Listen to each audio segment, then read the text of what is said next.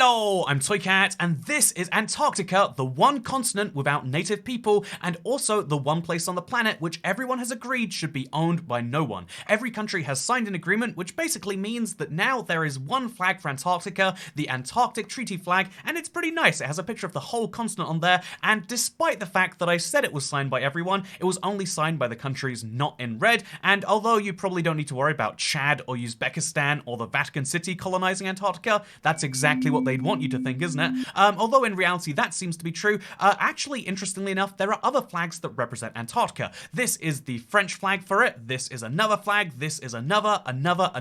There are multiple flags for Antarctica, and we're going to talk about each of those flags, as well as the interesting case of Antarctica being strategically ambiguous. Countries will sign an agreement saying that it belongs to no one, and then they'll also make claims for themselves. Why and how do countries do things that have directly opposing goals, and what other weird things does this lead to? Because Antarctica is just the tip of the iceberg, if you'll forgive the pun, and we're going to dive a little bit deeper into it today. So yeah, Antarctica on a map will show as officially owned by no one, because this is the official stance of all countries involved, including the ones that have claimed their own little slices. And it's really interesting because when you look at the slices of Antarctica, you can see very quickly that some of these make a lot of sense. Argentina and Chile are just like, yeah, our countries just keep on going south and then they eventually hit Antarctica. You can see that's sort of true for Australia, like, yeah, we just keep on going south, and you can see Australia, Argentina, Chile. You could just about argue New Zealand fits in there, although they're making a bit of a stretch, but the biggest stretches than those have to be the UK and Norway. Two of the world's northernmost countries have claims to some of the southernmost land, and although the UK's claims overlap a bit with Chile and Argentina, you can see Norway does just have an entire stretch of the continent, and their entire logic is like, well, we like exploring, and we made it down there, and so we just figured, yeah, it's our land. And honestly, this treaty they signed basically allows them to keep having those claims as long as they don't do anything to restrict other countries from using their territory. And so even though it might seem like the UK has this huge dispute with Argentina and Chile, it really doesn't mean anything right now. There are more things in the future about what that might mean, and those could be pretty scary, but this idea of strategic ambiguity, by the way, it's what leads to these beautiful flags, but this idea of strategic ambiguity and, this idea that you've got to claim things, but also sort of not, is something that is used all over the world in all sorts of situations. And I think the easiest example to mention would be, for example, Taiwan and China.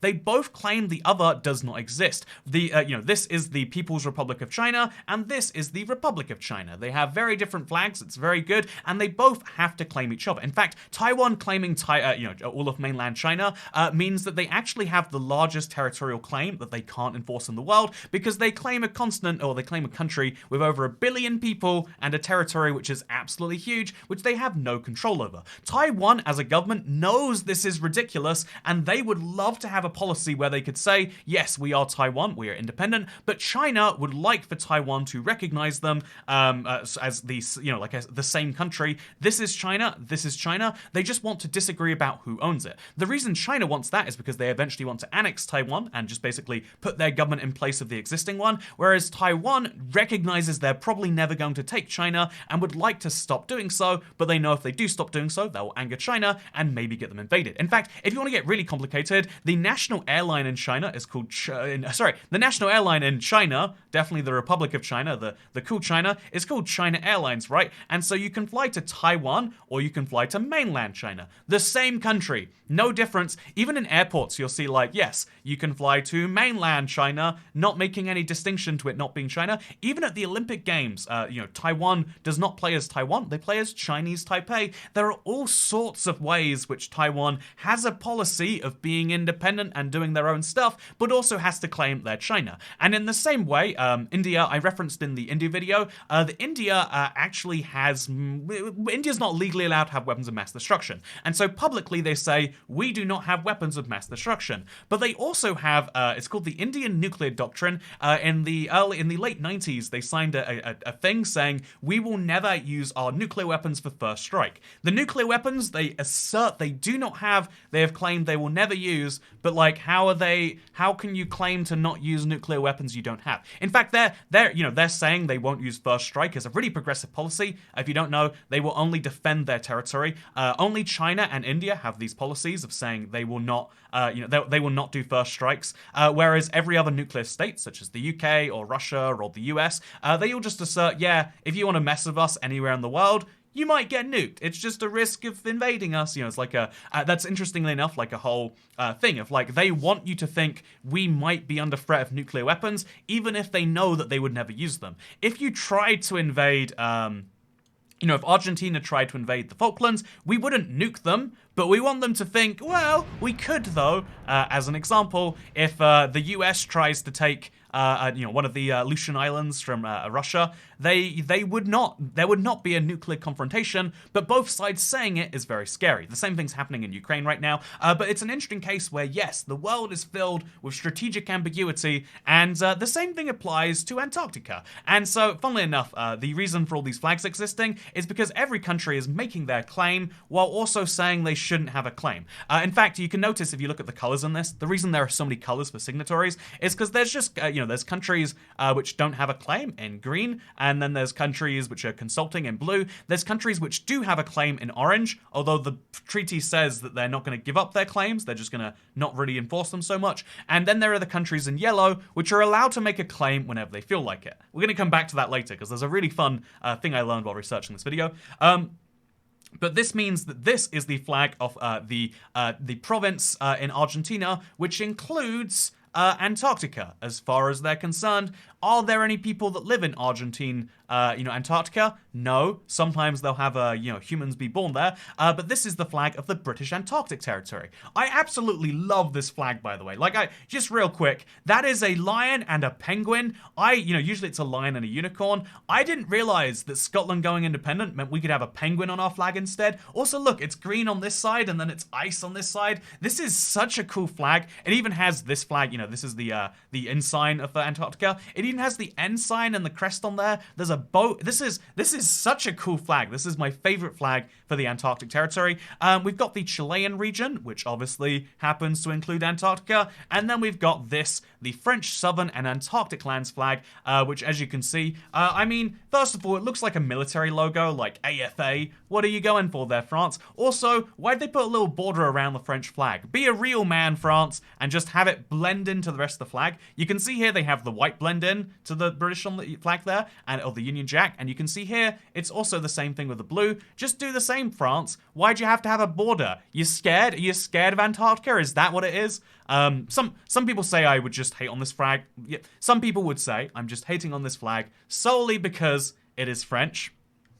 And so anyway, the thing about Antarctica is it is a place that no one claims, and yet lots of people claim. And so here's the fun thing, right? These are the claims of Argentina. These are the claims of Argentina, technically speaking, as far as Argentina is concerned, but these are the claims of Antarctica, and I know the first thing that anyone should be questioning is, what is the deal with unclaimed? If anyone can just make a claim in Antarctica, and it doesn't even affect your ability to make research stations, China has a couple, Japan has one, South Africa has one, Germany and South Korea have some. If you can just make your own major station there, because, as far as any of these countries are concerned, yeah, this is owned by no one, then why wouldn't a country just claim it just for the fun of it? And so here's the fun thing I learned. So this place right here is called Mary Birdland. It's named after a British explorer, Mr. Bird, I would imagine. Anyway, so Mr. Bird found this place, and it's one of the most inhospitable remote places on the planet. And that's enough for most people to be like, oh, the reason this isn't claimed is because it's remote and inhospitable, even for Antarctica standards, which is obviously very remote and inhospitable by Earth standards. Like, seriously, have you ever considered how far Antarctica is from real places? Like, South Africa to Antarctica is 4,200 kilometers, 2,600 miles. The closest piece of land you get is Argentina, and it's not like it's close, right? It's not like it's swimming distance. Obviously, you die if you try to swim anyway, but it's still 600 miles. It's an hour of flight, or, like hours and hours of boating. You are so far away from the nearest land that isn't basically Antarctica itself. And so the interesting thing about the claim, though, is you might think like, okay, this land is just inhospitable, so no one goes there. But of course, every country has been thinking about going there, and the United States actually did. the United States went and visited Mary Birdland. It was in the 50s as an idea of like, yeah, we will go and visit and we'll prepare a claim that we'd like to make. However, there's an interesting thing of strategic ambiguity here of like, if anyone else tried to claim that land, the US could come hard down on them. They have that ability, right? And at the same time, by not making a claim, the US then has easy access to be like, look, we just take all of Antarctica when we want to. In fact, the biggest, most populated station on Antarctica is McMurdo Station right here. And McMurdo Station is in the Australian claim, if I'm not mistaken. But because the US doesn't recognize any claims, by not making a claim itself, the US doesn't have to recognize any of these, and so in a way, it means the US can just use land wherever it wants. They have to maintain a good relationship with the Australians, obviously, and I mean, they're already kind of doing that, aren't they? But they have to maintain that sort of a good relationship. But wow, is this an entire place with a fire station? I feel like the fire station in Antarctica, you might be reaching a bit here, guys. They put a whole fire truck in there too. Also, wait, look at this. Do you see that? They've got the Antarctica logo on there too. I'm fascinated. This can't be real. Do they? Whatever. There wouldn't be this much road, right? Because anyway, so Antarctica. I'm debunking this image. So this is Antarctica, and this is an American station. In fact, by the way, this map that shows all the major stations, this is not a map that shows major stations. This is the map that shows all the major stations. This actually, there's a lot on there, right? Including one from India. But if you actually look a little closer, you'll notice there are some which this is an Italian seasonal research station that don't show up just because they're sometimes. I am absolutely fascinated by this idea of countries doing research here. And, you know, that research is genuinely valuable in its own right. But at the same time, having all these research stations means that if it ever became valuable, you know, if there were minerals found below there, then maybe, just maybe, we could have some opinions and start doing some stuff. And I think that's pretty fun, personally. And so yeah, interesting enough, to bring this all back, right, this Mary Bird land is not claimed by the US in a strategic state of ambiguity. They claim there are no claims that are accepted, but they're also entirely able to just swoop in and take this for themselves should it ever become important. I mean, it's unclaimed land, right? And so if they need to claim it, they can. If they need to stop someone claiming it, if you're the world police, you can do whatever you want, right? And as a result, there is a piece of territory which is not claimed when it needs to be not claimed, but also no one else can claim it because it's theirs. You know, it's their, you know, like, you know, you ever have that thing where you break up with someone, but you're also like, but you can't take her. That's just, you know, like, yeah, there's that thing, right? It's not there's no amount of your ownership or control anymore, but yet everyone believes there is a little bit of that. And so, yeah, I think Antarctica is one of the most interesting places on the planet. I also think, by the way, I made a point, I'm just going to keep referencing other videos of mine at this point, apparently. I make too many, clearly. But Australia is a, you know, continent, or Oceania is a continent, and people think it's an island because it's owned by one country. And if you start to think of the states as independent countries, it feels a lot more like a continent. Like if you imagine 6 separate countries, then all of a sudden Australia is like, ooh, yeah, that's a continent, right? Antarctica only looks like a continent, one, on a globe view, right? And actually, I'd say it looks more like a continent like this. It looks like the big ice wall from Game of Thrones or something. But Antarctica is only a continent because we see it covered in ice. It's actually a desert. It doesn't snow there. When it does snow, it never unfreezes. And so it's lots and lots of layers of ice built up. And if you actually look at what Antarctica looks like below that, it's an archipelago.